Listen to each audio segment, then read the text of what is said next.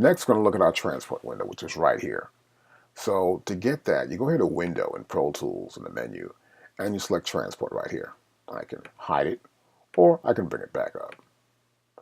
Now the keyboard commands are obvious. It's Command, and then hit 1 on your trackpad. That's for a Mac. For a PC, it's Control and 1 on your PC. So here I can control my session. I can press Play Start, and I start my session. It plays. And I can stop it here with this button. If I'm recording a track, I can press the Record Enable button. I can also go to the end. So see, I went to the end of the track. You'll see the cursor blinking right here at the end here. And so right at the end of the track, I can go to the beginning of the track. And now we're at the beginning. I'll press play. You can see the cursor move. We'll press stop. I can also rewind or fast forward. So here I'm fast forwarding back up. We're fast forwarding right through the track. We're fast forward, and we can rewind. Now below these buttons right here, we have our pre-roll, post-roll, and our fade in. Now sometimes when you're doing a session, you may need to have some sort of pre-roll. That means the song's going to play a little bit before you want to start recording something. And it's really great with singers.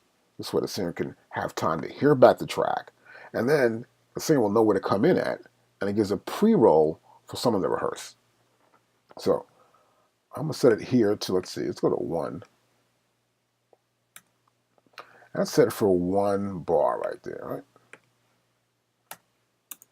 That's 1. Now I'll press play.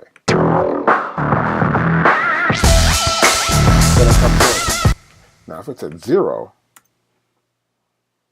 and I press play, it stops right there. So that's our pre-roll. Now we can also set the post-roll. Now I'll go to post-roll here, and I can go to here, and I'll set 1 there, and press enter. And we have post-roll and pre-roll from the edit ports. Now this happens from anywhere that I have a selected area where my cursor starts at, right? And then once it ends, I have a region selected, like right here, you'll see I have a whole section selected within this song. And once it gets in the beginning, I get the pre, here's the post. Now, a new element added to the transport window is this fade in option. So for example, I'll play from the top, and that sound comes in the beginning, right? I'll make it fade in from here now.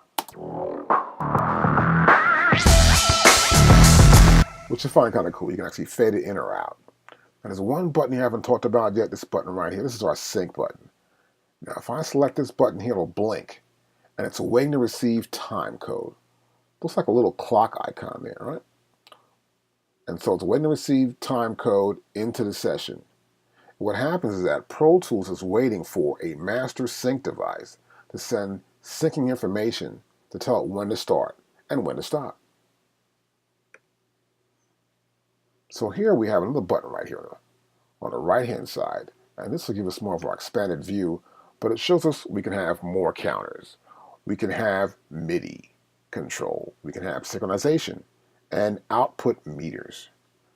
Let's show all for our fully expanded view, and here it is right here. You can see it. We have our counter here. We have our sub counter here. Our count off, which is 2 bars if I want to select that. The tempo, the metering, it's all right here. As you can see, they're all selected. Now you see the metering here. So if I had all 8 outputs set, or in this case, I think it's just 4 outputs selected here, I would see them. But you see them both here and also here on the top of my edit window. Another great feature to use when you're actually recording tracks or you're just in a session is to have the big counter. So we're going to go here to Window, and we're going to go to the second option down after Transport, which is Big Counter, which is Command 3 or Control 3 on your PC. And this is my big counter. And it's obviously set here to something else. I'm going to go back here, play a track, you can see it is like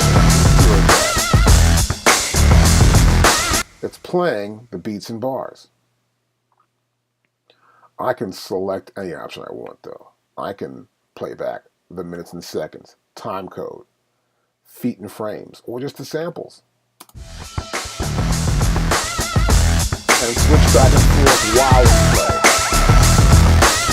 Now, this is a great way to know where you are in a session, and sometimes I'll leave it up just in case the artist in the room may want to know. Well, take me to measure 5, measure 15.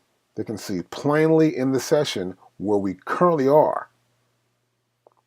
So let's move this over here. And we have both of them up.